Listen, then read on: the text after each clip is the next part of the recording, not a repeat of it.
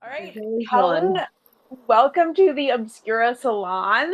How Yay, I'm are so happy to you? be here. I'm great. How are you guys? We're hanging in there. Helen, tell us a little bit about yourself. So, I am a special effects makeup artist working in film, and then I recently became a doll maker. So, I started making my own dolls about almost 2.5 years ago now. It feels long, longer when I think about it. But yeah, so these are my dolls that I make. They're all quarter scale ball joint dolls. A lot of them are inspired by Asian mythology and horror and video games because I'm a nerd. So yeah. We love nerds. Yes. I feel like being a nerd is just like having a passion. So I always hate when people are like nerd as in a bad thing because it's like, well, if you're not a nerd, then like, what are your passions? Why don't you have passions? Yeah, exactly. Very bad. Yeah, Yeah. people are always really quick to excuse themselves. They say it like, oh, I'm a nerd. But we love that here. It's okay. Yeah. It's what everybody's trying to be. I feel like I've always noticed that where it's like if you're the oddball, everything that you're into usually will catch on in like 2 or 3 years. Yeah, There's we're always we're a just ahead cycle. of our time. Yeah, it's just Yeah. perpetual. Okay, but then does the millennial in you also want to be like, I found that first because I don't know, my little Oh. emo phase Oh yeah. gets No, me. I was very much like how I'm not like other girls kid. Yeah. So I was like, if Such it's the too prom. mainstream, I don't want it. If Yep. too many people are into it, I don't want it. Yeah. Oh, I'm I'm I'm still like so that. guilty of that. Yeah, I'm so guilty. I'm so guilty. It's like It's so bad. if you go online, but back then we didn't have Spotify, we didn't have like easy access to a lot of stuff. So like if you find a band online, you're like you want to keep Mm. it your little secret, and then once people find out, but you're like, damn it. That's it. I hate them now. Yeah. We We only had had to bangs at wait Hot like Topic. 5 hours and get 7 viruses on our computer using Napster and LimeWire. Yes. Whatever. Oh The my gosh. usual weekend or day after school, whatever. So That is, yeah. how did you find dolls? How did you blend because the special effects came first, right? And then I mean, honestly, I was always a doll person since I was a child. I guess I was a secret lurker on I guess I collected action figures first growing up, so I was very into like horror figures, a lot of Spawn, a lot of like Devilman and stuff like that, like Love 90s Spawn. horror. And then eventually I was getting into like Japanese visual K-rock bands, and I was learning about different things. And I think I came across like ball joint dolls, and also I was really into video games. So when I got to Silent Hill 2, it became my favorite game, and I was doing research for art, and I discovered Hans Bellmer, who is a ball joint doll artist from Germany. He made a lot of dolls during, like right after World War, so all of his dolls are very like sad, melancholic type pieces, and that's kind of how I got into ball joint dolls. But I never had the money to afford ball joint dolls. Like I collected Barbies and stuff like that, and I liked 12-inch Hot Toys figures, Medicom figures, and then so I was always a lurker. I always liked the art. And then when I finally turned 23, 24, I had my own adult money. So then I started buying my first ball joint doll. So I got my first, of course, because I was a lurker for such a long time, I knew like recasts were bad and you didn't want to like just buy the first doll. So I really wanted to get a doll that spoke to me when I made my first purchase. So I remember I got Ring Doll Lucifer for my first ball joint doll, and he was like $666. But it was very apt. But I changed his body. I got a buffer body because I wanted him to be like unique to me, and not just like the default full set. But yeah, and then that's kind of how I got into ball joint dolls, and I think only in I want to say 2023, I started to try and get into the ball joint doll scene here because I wanted to make my own dolls. So I was trying to like introduce myself to the community in Southern California. I love that you're so new and it's so refreshing to see what you're doing. Like for me, I really enjoy that a lot of your stuff is so tactile and that you're sculpting by hand. Oh, thank Um, you. I think obviously like 3D printing is, of course, using those two types of mediums is great. And the synthesis of that, like Aubrey does that. Yeah. Printing and then digging your hands in. But I do really love that you're kind of discovering things the same way a lot of people did like years ago. which just has a really special touch to it, which is cool. Yeah, I mean, I've wanted to get into digital art for a while, and I've like messed around with like painting on Photoshop, and I just like the feeling of doing things the traditional way. Because when I illustrate, I very much like do watercolor and inks and stuff like that. Or yeah, even when I've done ZBrush, I've tried digital sculpting, but there's something different about like holding the medium in your hand and having like the physical item. You can sort of reach for it whenever you need to, just like work on it. It seems like a natural transition for you because you do the special effects and Yeah, being yeah. able to touch everything. It seems like a really like easy leap. Yeah, so like when I was doing special effects, I would still do conventions, and I make things like little earrings or jewelry pieces, or I was making scented candles for a little bit, and then I was like, you know what, I just want to make like dolls. So I think that was a like an easy transition to that. That reminds me, a question I had for you was something that Aubrey and I had talked about before, and it reminded me. Would you know or be able to say like what it is about dolls specifically, or ball jointed dolls like specifically, that you connect with? Like what makes you feel like they are like a vehicle for you to like say what you want to say with your art? I don't know. I guess since I was a kid, I've always been very interested in like figurative art. So Mhm. I love surrealism, but I love like the human form and figure. So I was even when I was sketching or I'd pick up a pen, the first thing I'd draw is like a face, you know. So Mhm. I like the human form and figures and of course monsters. So I haven't gotten Yeah. around to like making my monster boys and monster girls yet, but you know I'm still trying to get like the first like my base girls down first before I like Mhm. move into that. But yeah, I think yeah, I don't know. I'm just very naturally drawn to the human form. Some people love animals, and I just love like the human form, I or mean the that's deconstruction of it rather. Yeah, Yeah. I see, yeah. I mean, like, even in what you do, I mean, looking at what I know like, what I know you've done in the past too, like, I feel like for you, it's kind of the same for, I feel like a lot of us too. And it's almost like a culmination of like everything you like to do almost. You know, you Mm-hmm. can put it all Yeah, together in this one form. Because, like, yeah. that's the thing, everything that I've seen of yours, it's like, everything is thought about. Every level of like of costuming, of like detailing color wise, like if it's what's the word? If it's distressed or not, like I just, I love to see what you do with dolls Oh, as thank just you. like yeah, like a form, to start with. What were you gonna say, Aubrey?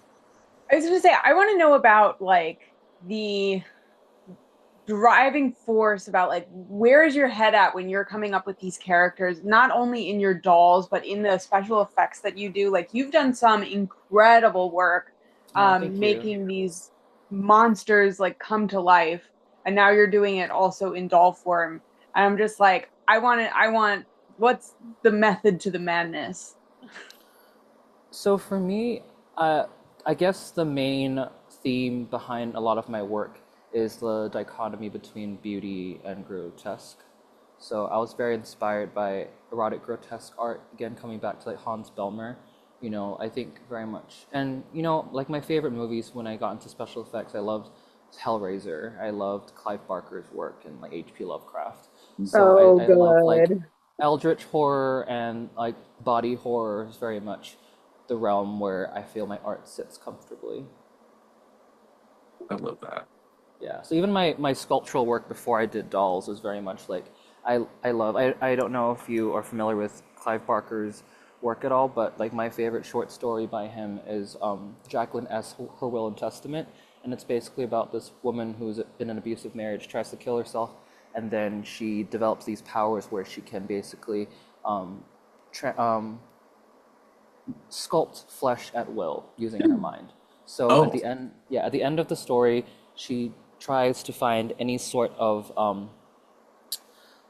like reach the limits of sensation. Again, very similar akin to Hellraiser, but in this one, she meets a man who is like who sees her for more than what beyond what she just is, beyond like her flesh and her blood. And so at the end, they make love, and then they melt into a sea of flesh and blood. And I Oh. just think that's like very beautiful and I love that visual imagery. So I think that's what inspires a lot of my work. I love that Clive Barker also writes children's books. I know, what a switch, right? I mean, Anne Rice did the same thing, but she became like Yeah. a born again Christian.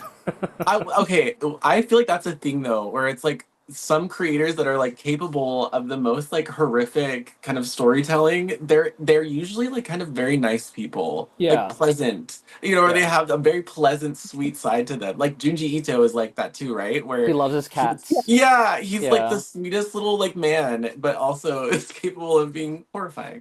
That's the dichotomy of like, black and white and, beautiful and ugly. There's always a other end to like opposing end to Mhm. that darkness. You mentioned Clive Barker and Geiger, and like of course, like with the horror, do you find that because you're into the more darker or grotesque or all that beautiful stuff, do you find that you have to um have almost like a cool down from it afterwards, or like, or the best way I could say is like aftercare, mental aftercare? Does it ever Mm, get to you? I don't think so. Maybe for other people, but for me, I think because it's become such a part of my art and who I am, I don't really feel like it affects me. Like for me, it's cathartic to create that sort of art. For some people, I guess they need to change it up. But for me, if I don't make that kind of art, I feel it's like it's not me. Like it doesn't feel natural for me to make cutesy, kawaii stuff. Mm. Yeah. Yeah. No, that's fair. I Yeah. have a question.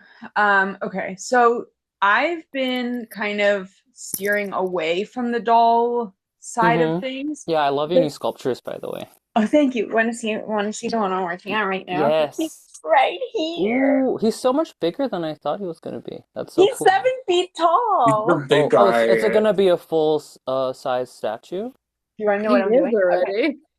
He is. I brought him. This is just the one that I brought to NYC. Oh, okay. You're just reprinting him and painting him different? No, I cut him up. Oh, you I did? Yes, Oh, I did. wow. Okay. And so what I'm gonna do is I'm gonna make a piece where he's gonna be coming out of a mirror. And so he's gonna Ooh. be like a sculpture, like an interactive sculpture, because his arms can move and whatever. And so I want him to seem like he is breaking free of whatever is like holding him in that mirror.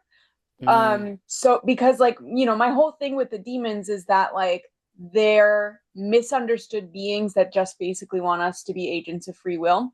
So mm, there is something that is holding him back. But then at the same time, like, with the whole like demon in the mirror mythos, Mhm. it's yeah. like you're like, I don't know about you guys, but I grew up Catholic and I was terrified of demons in the mirror.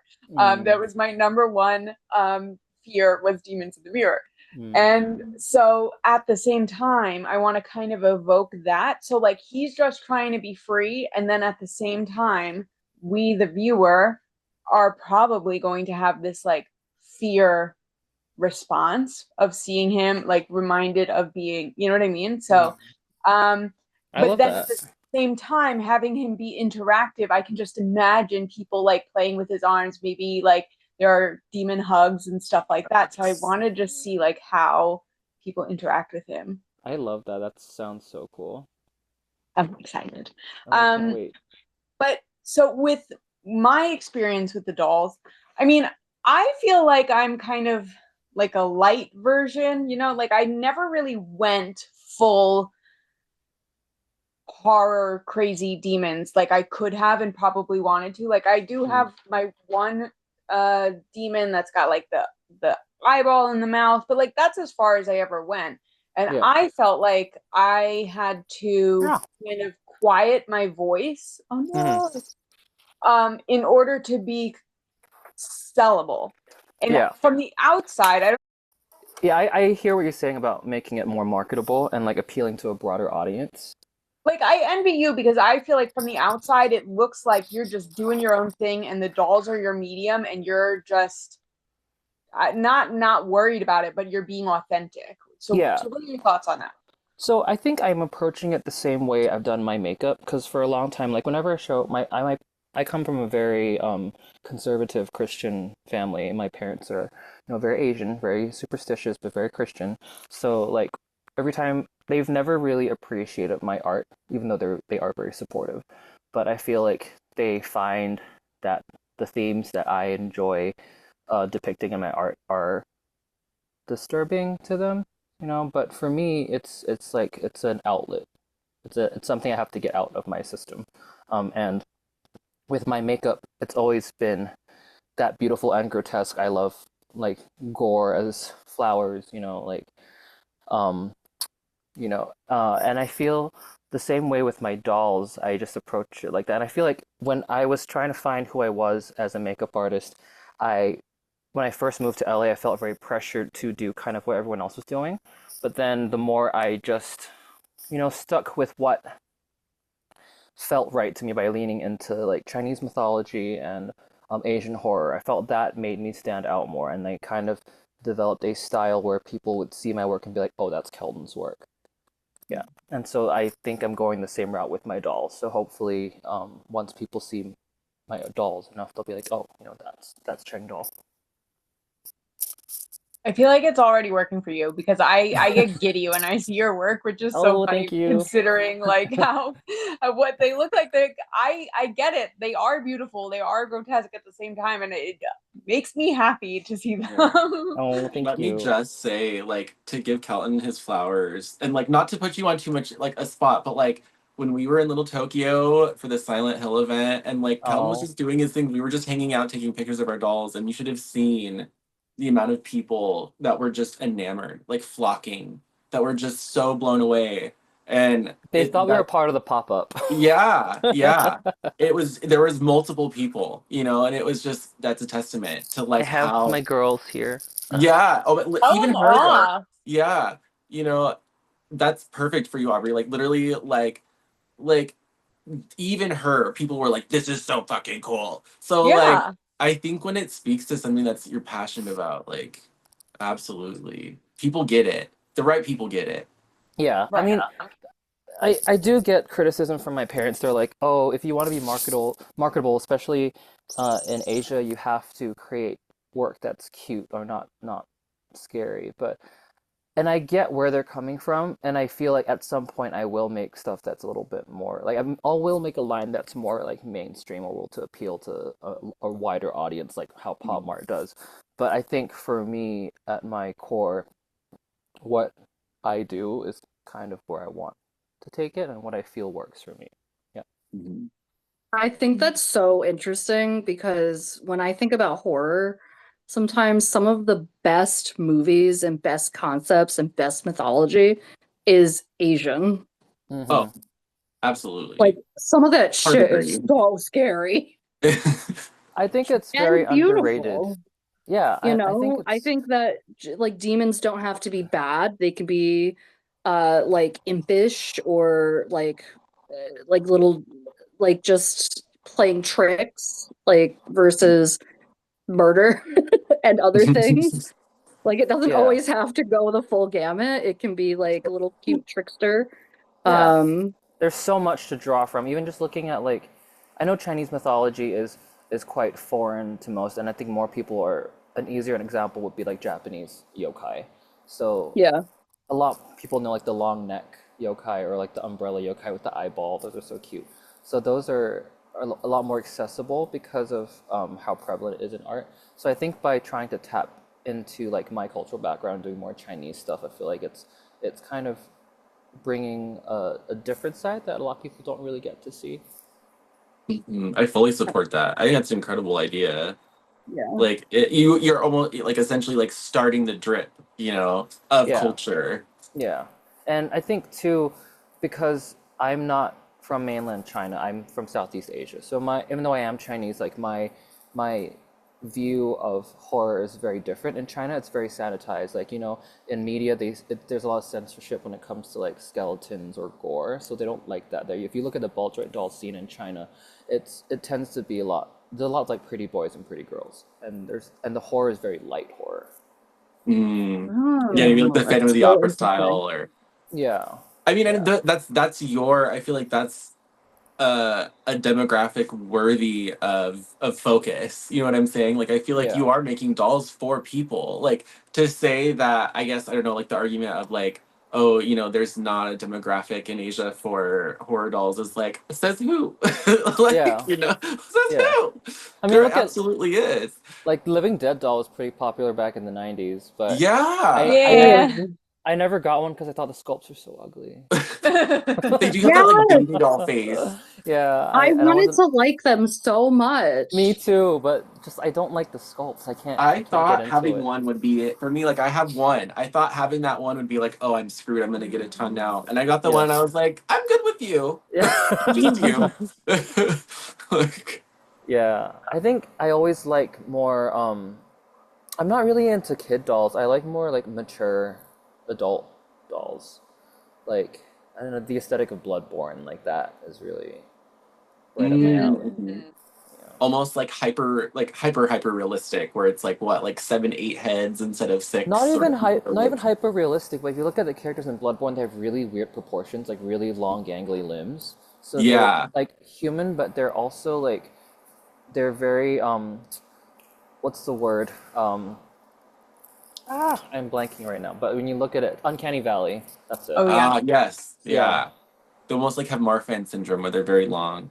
Yeah, so I think it's the same way when as a fine artist I love impressionism. So I don't Mm. I appreciate hyperrealism and I understand and there's definitely a market for that and there's plenty of incredible artists that do hyperrealism. But for me, impressionism is more so impressionism and surrealism is where my art sits. And I feel like with my dolls too, I don't want them to be hyperrealistic. I want them to evoke an emotion. I love, yeah, Yeah. absolutely. I think hyperrealism is honestly a little overrated. It's Like, not that I great. we feel can't like it, but you know what I'm saying? Like, there's so much Yeah. more than hyperrealism to aspire to. Yeah, it's great technical skill, but I feel like it yeah. can get a little what's the word? Mundane. Not mundane, but it's you might as well take a picture of something, And That. Yeah.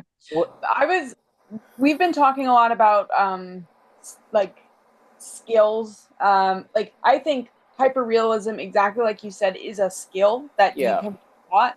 But yeah, then it's almost like once you master that skill of hyperrealism, it's like, okay, well, what do you do with it? And like once you know what anatomy looks like and how you yeah, um, can do it perfectly, how do you warp it into your own art? How, like, what are you using that to say now? yeah, So exactly.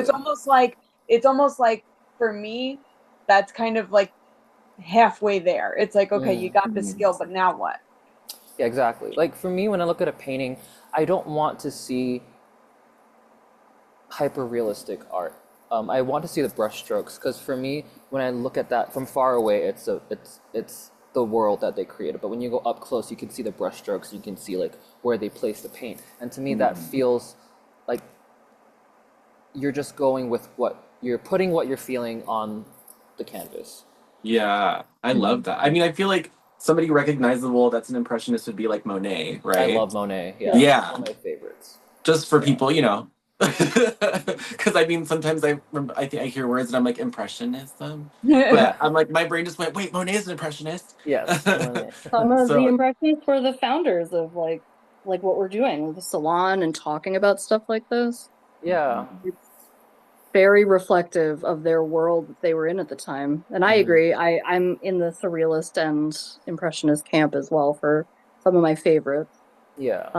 But it's like you have to you can have those skills, but you have to know how to break it, Yeah. essentially, where to Exactly. bend the reality, where to does it like with makeup, whether it's like just regular makeup or special effects, I'm sure very similar that there's always foundations and always, like rules of use, and then you can know how to branch out from there. Yeah. How do you grow from that? Yeah. What are you trying to say? And very often, if you look at the masters, a lot of them start out doing hyper realistic art, but then they try and deconstruct it and they move into like Picasso start doing, very abstract type work. So I Yep. feel like there's a natural progression towards that. Like, where do you go once you've mastered So that? I feel like in order to do that sort of work successfully, you have to have that foundation. Yeah. And that's why hyperrealism to me just feels like a skill rather than a finished art form.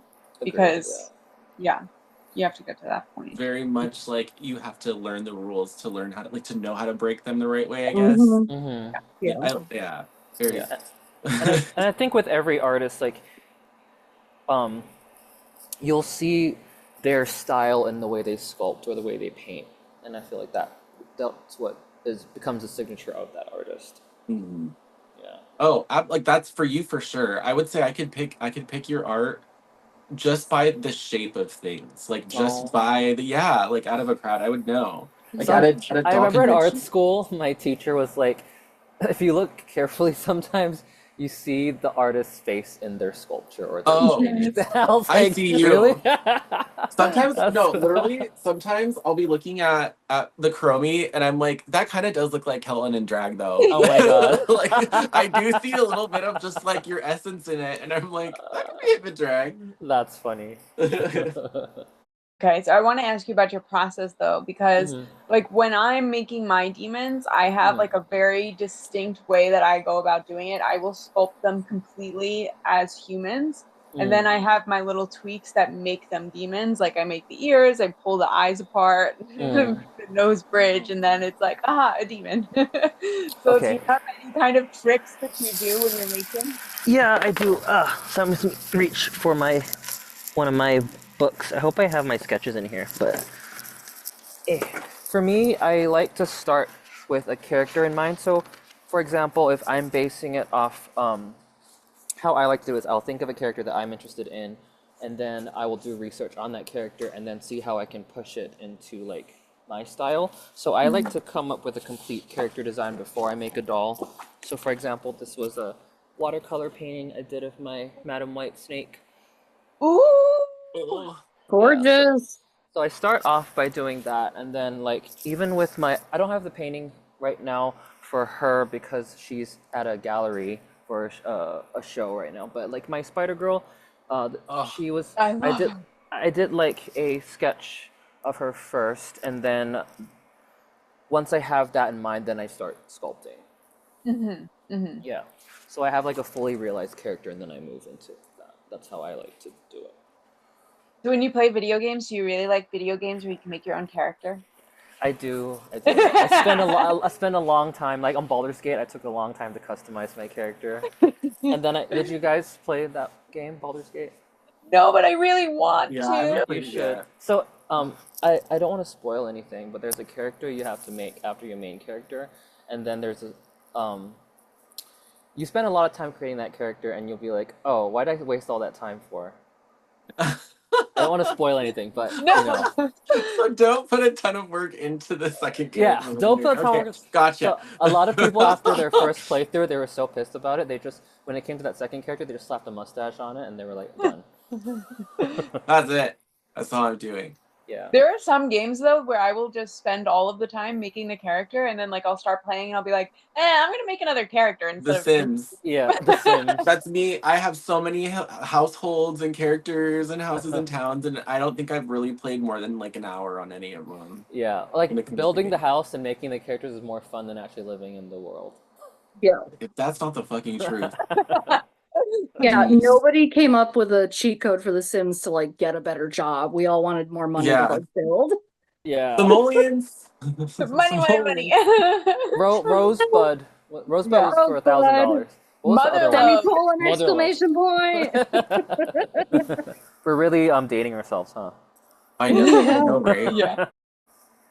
No, I think this is the first thing that I've ever done where I'm like, oh my god, everybody here is like over 30, I know. which is so nice. Which is so It is nice. really nice. If you don't have the means to afford it, it's very hard to get into the hobby. Mhm. Yeah. Yeah. But I think you're kind of also proving a little bit like reminding everyone that it's art, because I feel like it's really easy for people to think of it more as a commodity than a piece of art. Yeah. And so I feel like when I look at your work, it's yeah, it kind of reminds people, I think, that it's art. Yeah.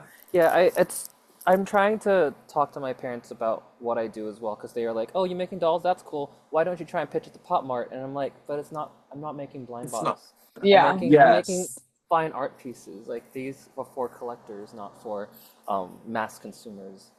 It reminds me though, I was talking to Aubrey like before we started about like I want to do some investigative work about being, and we can cut this out if you're not comfortable talking about it, but like being gay and being into dolls and kind of like the dynamic between like, well, just being gay in general and interacting as a man with other men, but Yeah. then liking dolls on top of it is like a whole other level of kind of like taboo within that, at Oh least in my no. experience. Yeah, because they automatically make assumptions about who you are as a person and assume that you're more effeminate just because you enjoy dolls.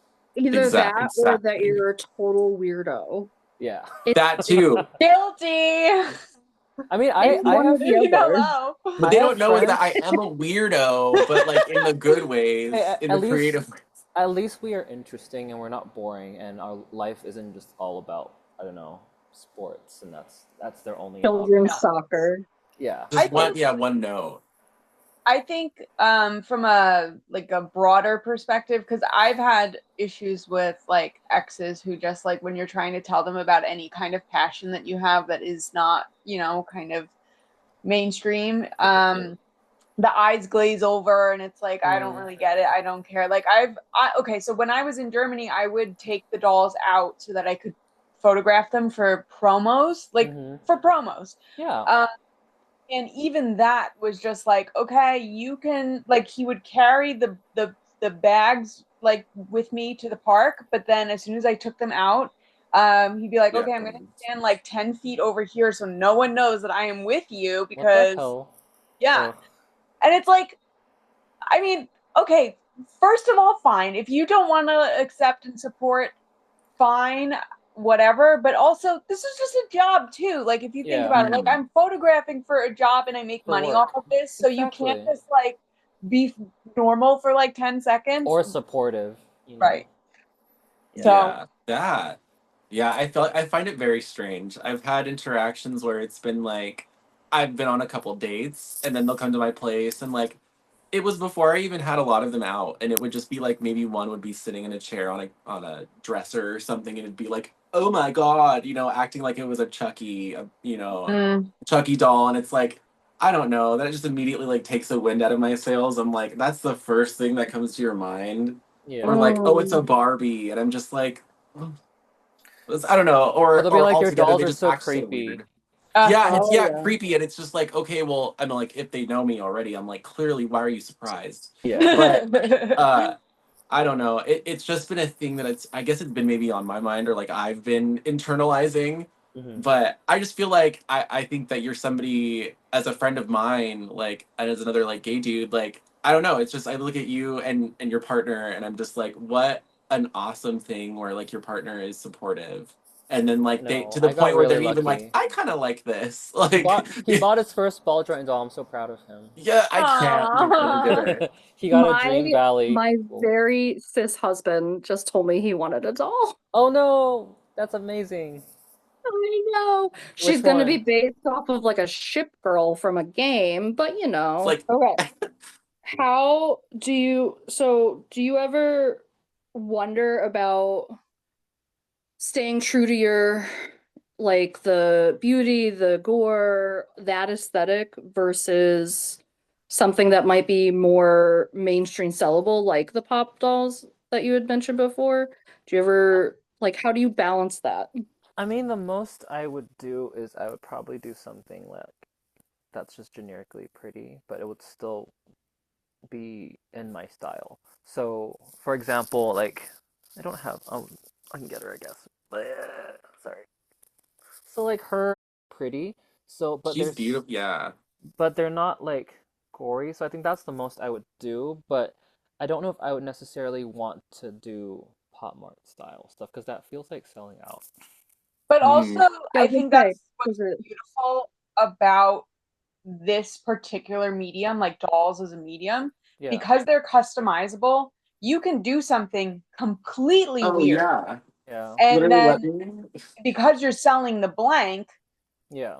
they can make it whatever they think is beautiful, but you could continue like having your stamp on it when you're doing them up as the finished pieces. Yeah. And yeah, it's just collaborative because I don't know. I think that was something that I do miss about like being a doll artist is like how it's collaborative with every single collector that you have. Even the doll that I have from Kelton, which is like when they, I mean, that's the thing when a doll comes blank, you know? Like I would say she's still very alt, but like this little Kuromi, you know, I would say she kind of orbits in that like kind of creepy cute, maybe like a little more cutesy than typical, but like that's the thing when they come blank, like I think as long as people know that they have the option of making it prettier, like Yeah. other than just like a photo of like, oh, let me just make one up, I guess, pretty, you know? I am working on a 1/6 scale chibi, but she has a giant head. Like a Oh, quarter, that like a third scale. Is it third scale, Yeah. quarter scale head? But I think third scale wig head. But I'm not done with her yet. But I think that'll be like my cute line, I suppose. So that reminds me. That was gonna be my last question for you. What do you have like in the works? What can we look forward to seeing from Chengdoll? oh well, I just sent my first base doll and a couple heads and bust sizes to the factory. So That's the so first few exciting. factory pieces will be coming soon. I'm very excited for that. And then I'll be taking pre-orders if they want to order more. And then I want to finally start getting to my monster girls, so I'm gonna do like a spider body finally. Um, Yeah. Yes, I yeah, cannot like a wait lower for half that. spider body, and then I want to start working on boy dolls. So I want all of your boy dolls. Boys, but yes, I want to do like okay, there's not enough of them, and I feel like there should be a lot more quarter scale like buff boy dolls. there really So needs to be. so I want to start working on those. Yeah. Do it. Yeah. Pioneer it. Yeah. What did you And say then earlier, Quinn? Start the drip. The start of the drip. start the drip. Start it, Kelton. Start the drip. Like, I've never um, tried absinthe. Maybe I should. yeah, start the drip. And then before I forget, where can everybody find you? Like all the places. So I'm on Instagram at Chengdolls. That's Chengdolls, and my website is chengdoll.com without the S. That's a Yeah. new We'll website link too, you. right? You just launched that. Yes, I just launched it. Yeah. Okay, everybody go look now. And And you can have we What special else? effects. and can we buy your dolls directly on your site For or how? now, I have some full sets available. The blanks will probably go up once the factory runs are back, and then I can start putting those up. So Yay. yeah, soon, hopefully. All right. Well, thank you for being on this with us. Thank you You're for our having first me. guest, and it feels Yay! like such a great guest to have. It was so That was fun. so fun. That went so well. That was like that. I think maybe it's because we all watch podcast stuff that I'm like, we're just gonna do what we see. Yeah, and I mean, it feels just like friends hanging out, so I don't feel like I'm stuttering or saying as much.